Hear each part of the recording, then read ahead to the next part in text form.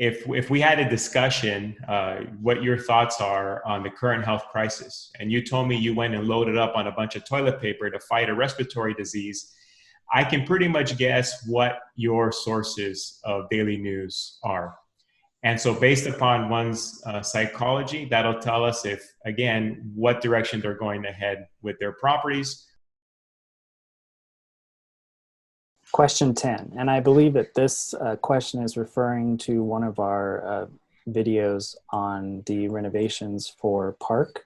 Can you give details on what is a legal rehab? You say 30 days, pull permits, and hire a contractor. What about pulling permits under owner-builder? What permits are considered? So as stated by the bill, the same bill that we just discussed, 1482, AB 1482, a substantial remodel includes a modification or replacement of any structural, electrical, plumbing, or mechanical system, or the abatement of something like lead-based paint, asbestos, mold in the unit, essentially something that requires a tenant to move out of the unit for more than 30 days, or work that cannot be completed safely with the tenant being in the unit. So things like, paint, wood flooring, kind of like a lipstick remodel is what we call it.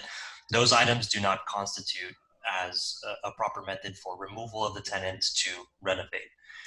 When it comes to pulling permits, this section, it's a good question.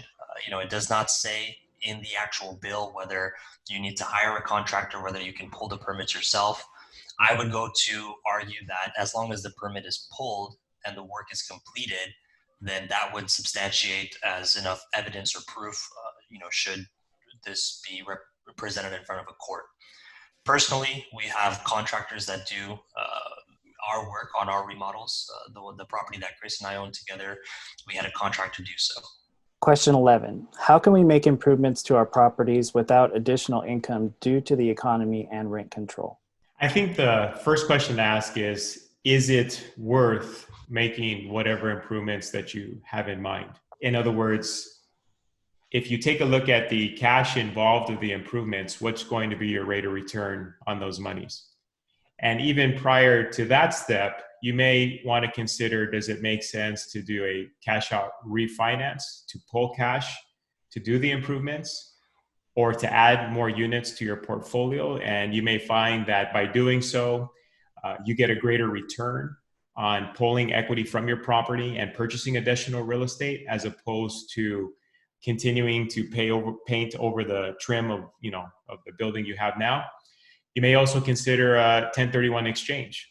And there's an analysis that goes with that to see, does it make sense to sell your current asset and move on to something that's larger? How much of an increase in income would you see from doing so? What would be your rate of return on your equity?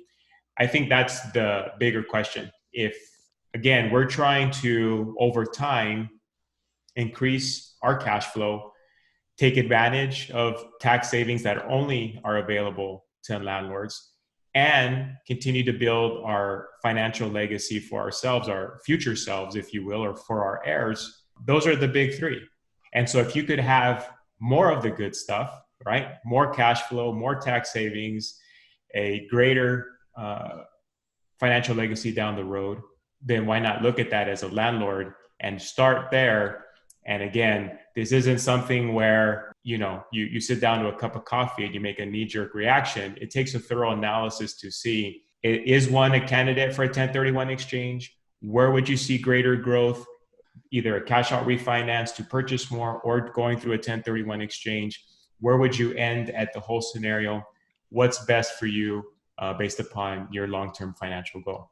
Question 12. During this time, do you see owners holding or selling properties? I think it boils down to a couple of things here. Number one, psychology, right? They say you are what you eat. Well, that's true of what you mentally consume as well. If we had a discussion, what your thoughts are on the current health crisis, and you told me you went and loaded up on a bunch of toilet paper to fight a respiratory disease, I can pretty much guess what your sources of daily news are. And so based upon one's psychology, that'll tell us if, again, what direction they're going to head with their properties. Do they believe this current crisis that we're in is going to go on and on forever? And so it first starts with one's psychology. Second, of course, need. If an individual prior to the current health concern already had plans of selling, then they probably should sell today. Because while we do estimate, and when I say we, at least those sources that I'm turning to, those individuals that I believe are the brightest minds in real estate, most believe that this is not going to be a long, drawn out recovery. It'll be fairly short, but not a couple months short, maybe a year and a half to 2 years short. And so given that, the question is, if you had thoughts to sell, in other words, it was already your decision, and you want to net the most money possible, as of today, you take advantage of those optimistic buyers that still exist, that are in the marketplace today, and sell to net the highest price, as opposed to waiting until the cat is out of the bag. In other words, waiting until there's already sales comps that show values have dropped, that cap rates have risen. Now you're going to be in a position where you're going to net less money, assumably, than you would today. If though your need isn't as urgent, and you're saying, yes, I'd like to sell, but my plan to sell wasn't for another 7, 8, 9, 10 years. Well, we may have another cycle or two, real estate cycle or two between now and then. So you may not have to make a decision as quickly. And then third, opportunity. Is there opportunity in the markets of which you want to invest in?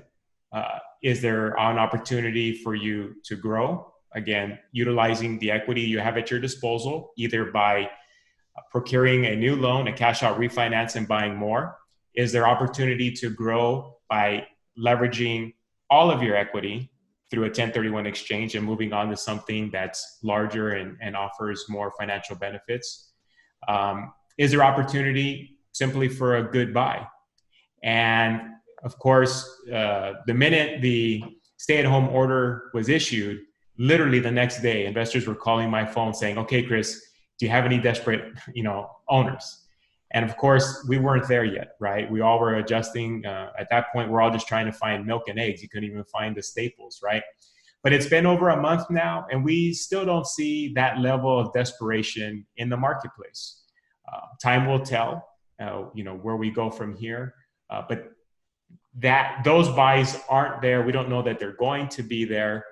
And as Gil Figueroa mentioned on a previous video that we ran, even if we see a drop in value, you're also going to be competing with a market where interest rates have risen at the same time.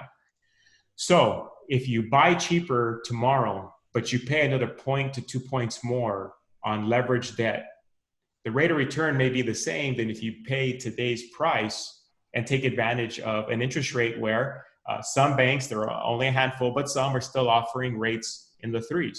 That's something where, again, you need to take a global analysis of where you're looking to grow. Question 13, explain the stepped up basis rule in a sale. Deepen, why don't you help us with that one?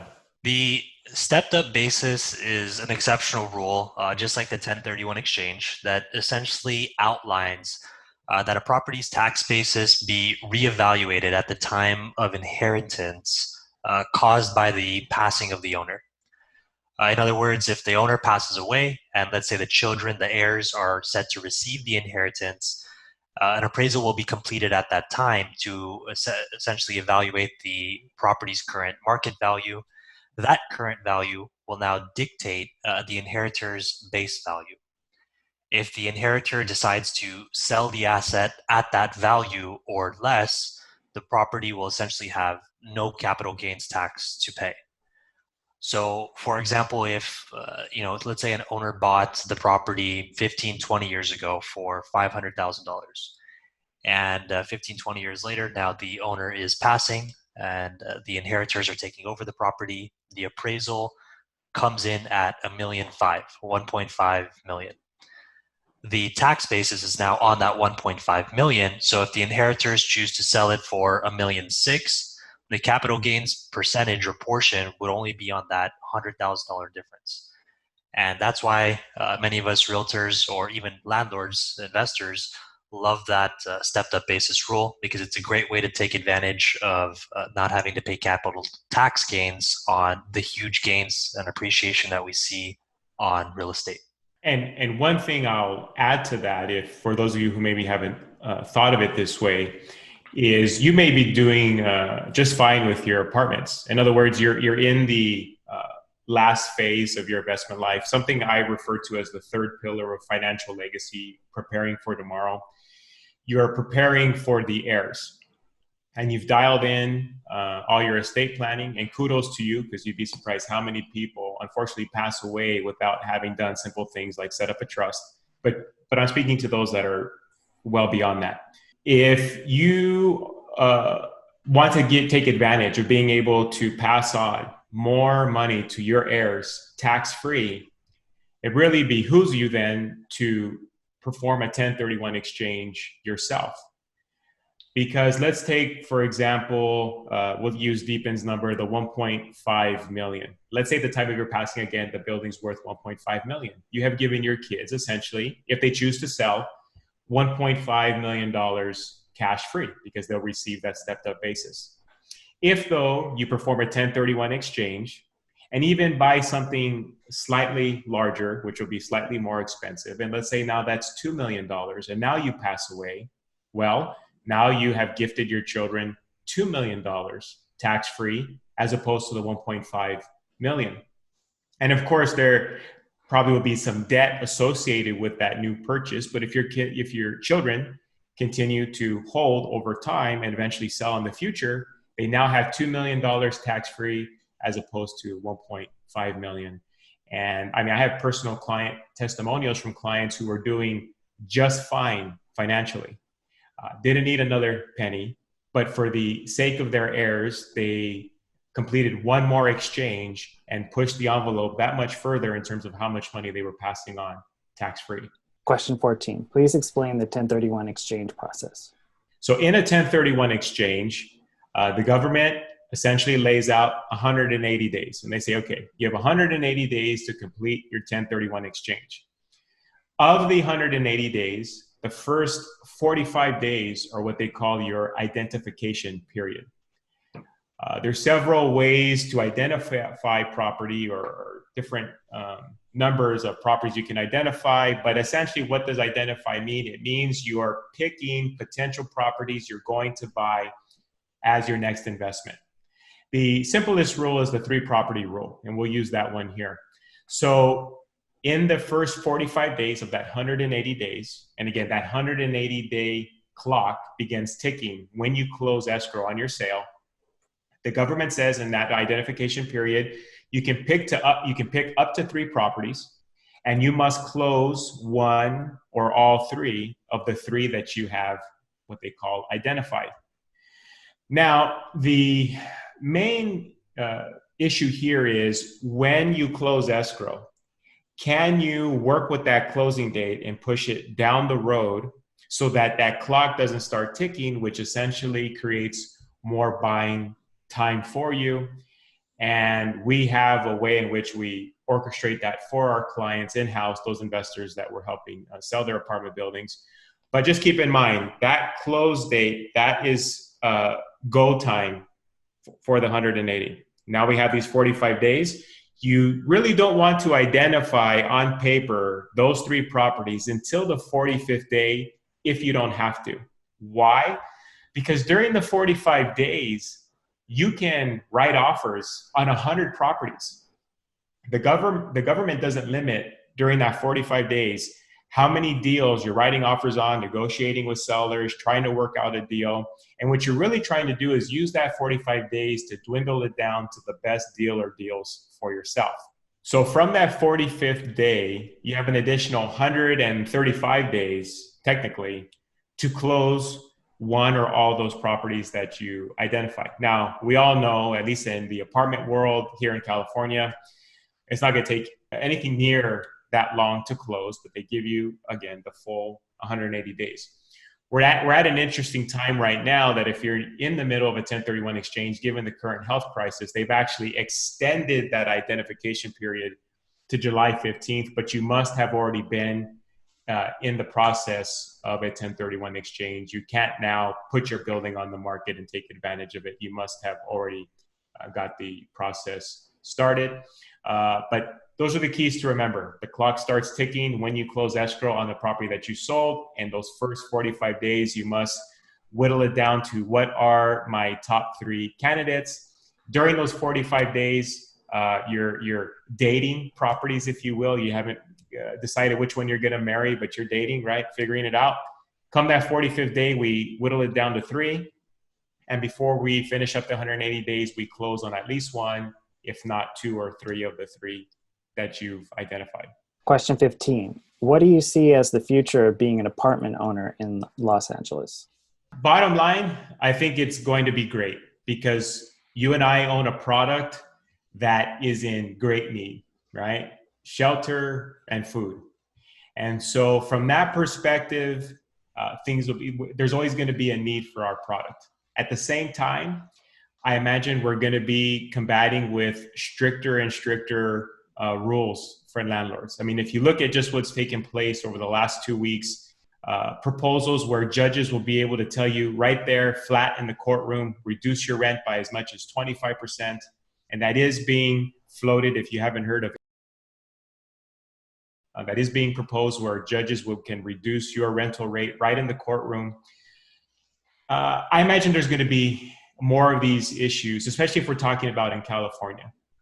We live in a state that seems to side more with the tenants than the landlords. And so we need to be prepared for that climate going forward. I think also if we're talking, again, the question was specific to Los Angeles. A lot of the data that I'm reviewing is specific to Los Angeles because of the dominance it has here local to us. Most projections are that over the next 1.5 to 2 years, things are going to be very interesting. They're predicting an increase in vacancy, and with that comes a drop in rental rates as landlords begin to compete for clients, right? As they begin to compete for tenants. But as I mentioned earlier, 1.5 to 2 years. Most people do not think this is going to be a 5, 7, 8 year issue, but there's going to be some blowback from what we just went through. We literally halted our economy for about a month, and we're slowly transitioning and opening up business. You can't just go back to normal overnight. And I think most of us realize that. So to get back to where we were, say, December of 2019, it may take us up to 2 years to do so. I think between now and November of 2020, you're going to hear mixed reviews. It's an election year. Even if the current health crisis gets cleared up like that, you're going to have people who have a certain dog in the race saying it's not cleared up, be fearful, stay locked in your homes, still calling for the closure of businesses, don't go outside, because they have a certain dog in the race, for the November election. And likewise, the other side, right, of the coin is going to is going to tell us everything is great, all the economic news is great. So there's going to be a mixed bag. That's where all of us landlords have to be big boys and girls and look at what does the numbers tell us, not to get caught up in emotion. I think, now having worked with landlords over the last 14 years, working with individuals who own everything from, say, a duplex to individuals who own hundreds of units, so from that vantage point of conversing and learning from these investors, the number one thing that cripples them is getting caught in emotion, either emotionally tied to a particular property, getting emotionally tied to a certain dogma about investing, whatever it may be. They get tied emotionally versus those that we see reap huge rewards for being a landlord. And for them, it boils down to math. So I think that's what we have to focus on. What does our current financial tell us about our building? What's the reality? Is it performing as well as we think it is, or maybe not? Are we able to have that heart-to-heart with ourselves? Are we able to seek the advice of professionals who can advise us when we're blinded by our own judgment, blinded by our own emotions? Can we seek the advice of the professionals that can give us a better perspective on what our current situation really is financially and what the opportunity lies for us? I think that's going to be key, especially over the course of this year, because again, you're going to be getting a lot of negative news either way you turn. Deepen, before we leave the landlords today, any parting thoughts? I know we're in interesting times. Any parting thoughts you have for our clients and those watching? Kris, I think you touched on it multiple times during this video. I think staying proactive is the key thing here. Not keeping your gaze off of what you ideally want, your financial goals. During this time, I think there's going to be opportunity, and those that are paying attention would be able to jump on it quicker than others. And that's the key thing here. Every downturn creates opportunity. Just have to find it. Yeah, and to Deepen's point, I think the key question to ask yourself is, what is it that you want from your investment properties? Deepen had a good one line early in the video where he said, that more is coming in than going out. And that's a good thing, but how much more? And what does that equate to in terms of a rate of return on your equity? So what is your goal for your financial legacy? That's what you're building here, whether or not you may call it so. You're building a financial legacy for yourself. Many of you watching, your properties probably reflect the vast majority of your retirement income. Or for many of you, you're purchasing now because down the road, like for myself and my wife, our properties will represent the vast majority of our retirement income. So what would be ideal in that situation? And I've mentioned, several times from stage, a line that one of my personal clients shared with me is that you can either expand your income over time to meet your financial goals and dreams, or you can shrink your goals and dreams down to match your income because you didn't take a proactive approach today. So I ask you, what is it you ideally want from your investment properties? And what can you do today that your future self will thank you for, right? Your future self, yourself 5, 10, 20 years down the road, that they'll thank you for making decisions today.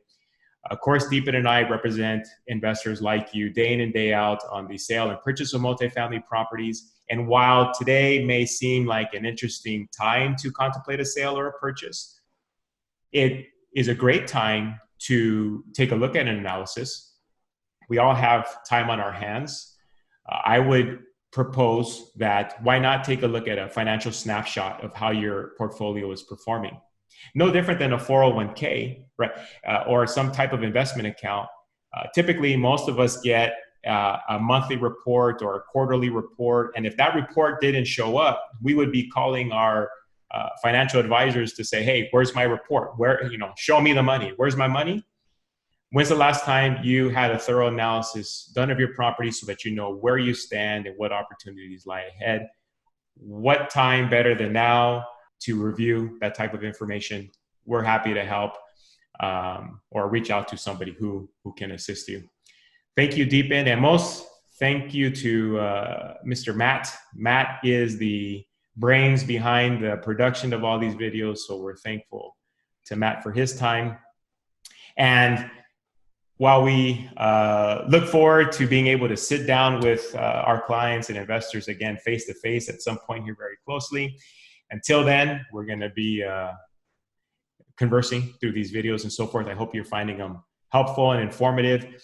Be sure to go over to our Facebook page, like our Facebook page so that there's different content we share there that maybe isn't being shared on YouTube. And likewise, be sure to subscribe to our YouTube page to ensure that you're getting the video content we're sharing right when it's fresh, not weeks and months down the road because somehow it didn't come through your feed. We want, again, over the coming weeks, we're going to continue to pump out more content that's geared towards helping landlords at these times. Kris German from The Apartment Dealer, wishing you positive cash flow, tenants who behave, and much protection from Uncle Sam. Stay safe till we see you again.